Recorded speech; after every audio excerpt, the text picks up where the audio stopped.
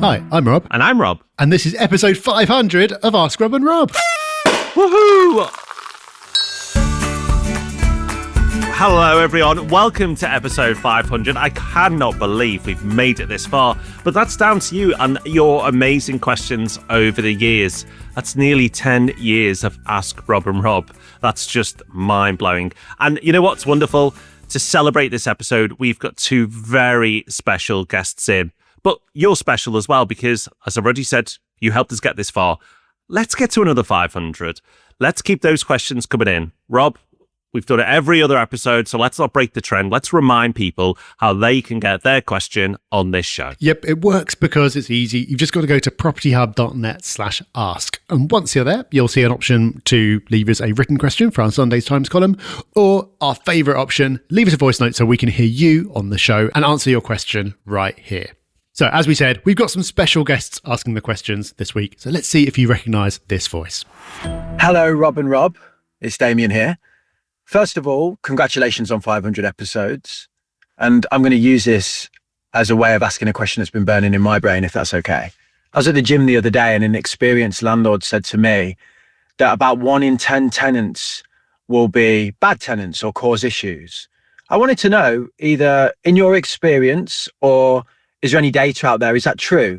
I guess what I'm asking is, what are the chances of you getting a bad tenant? Well, I'm sure many of you already know who that is, but that's Damien from Damien Talks Money.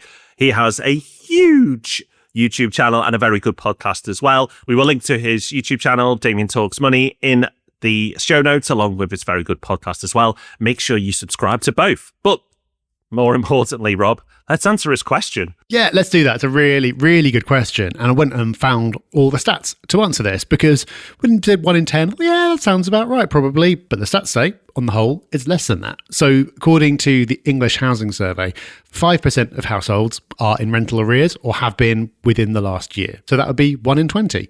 And interestingly, on the whole, only 8% of tenancies end because the landlord wants them to. So 92% are through the tenant's choice. They just choose to move on.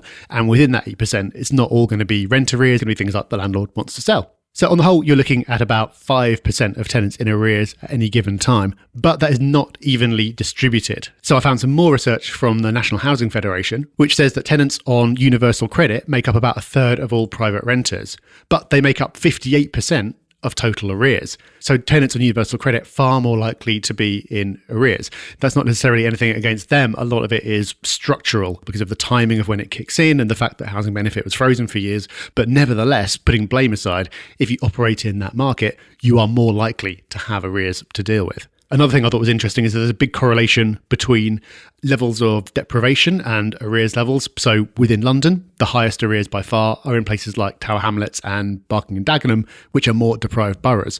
So I think when you put all this together, you've got this sort of 1 in 20-ish kind of figure as an average, but that average doesn't necessarily mean much because you're not going to have exposure to the UK average. You're going to be operating in particular markets.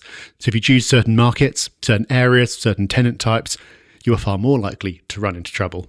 Whereas if you choose higher quality properties in more affluent or more established areas and you maintain it to a good standard, you provide a good service and you price it right, so you've got a huge pool of people to choose from. Every time you put it up to rent, you get loads and loads of applicants. Then you can be super picky and you're therefore less likely than that to have problems.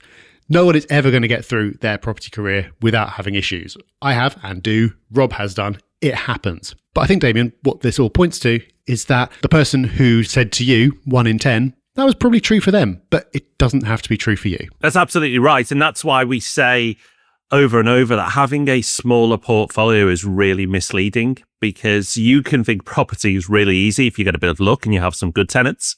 And you can think it's an absolute disaster and a terrible business to be part of if you have a poor experience, if you have a really bad tenant. So having that data is probably really reassuring for everyone listening to understand that actually it's really rare. It doesn't happen that often, but at some point it will. Right, okay, let's listen to our next special guest and their question. Hey Rob, Andy Craig here. Massive congratulations on hitting 500 episodes. And I had a question for you, given what a property man you are.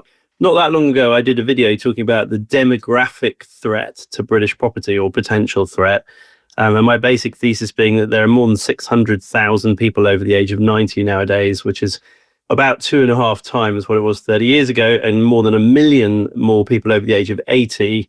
And without wanting to be too morbid, when people die, they often become, or their estate becomes, a seller of their property. And if you look at the fact that there are 500,000 properties in the UK worth more than 2 million quid, and only about 100,000 people in the UK who earn enough to afford to buy a house that's worth more than 2 million quid, leaving aside wealth from other sources, obviously, but just purely based on income, it does feel like that's something we should all keep a weather eye on in the next few years, quite aside from everything else. So yeah, in conclusion, sorry for my rambling question, what do you reckon about lots and lots of 90-year-olds and 80-year-olds or people over those ages, and the likelihood that that's going to create a really big supply glut for UK residential property in the years ahead? Many thanks, mate. And again, congrats on 500 episodes. Hey, it's only Andrew Craig, the author of How to Own the World, probably one of the best-known investing books in the UK. So many listeners have mentioned this to me over the years. So really cool of him to ask a question. Thank you, Andy.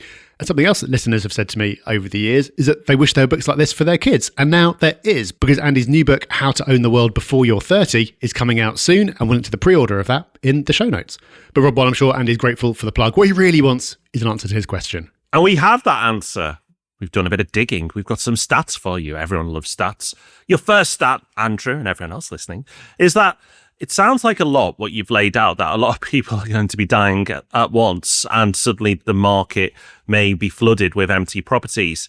And while there are quite a lot of old people around, especially if you go to ASK500 midweek, I've really noticed the demographic there is quite mature. But just generally, there's a lot of people who are aging in the UK.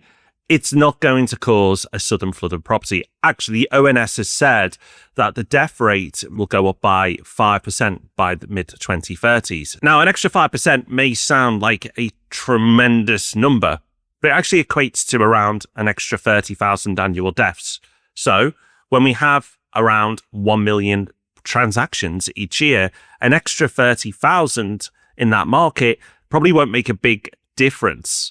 And what it may do, though, and it's interesting to think about it this way, is the beneficiaries of those properties. So if those larger properties come to the market because it's been passed on, those people who've inherited it may choose to live in it, but more likely they're going to take those funds and distribute that wealth back into the market. Many, hopefully, will invest it, either paying off their mortgage, making buy-to-let investments, and doing sensible things. And that may create a mini wealth effect. But I think what's really important to understand is you hear these things discussed, like Asian population and so on, but because the UK property market is so big, is so vast, that it really takes seismic shifts to move it in one direction or the other. And this will not be one of those seismic shifts. The last time we really had seismic shift in the property market was during COVID, and we had an influx of billions upon billions in QE, which created a flood of money into the market. And only then did we have a mini boom.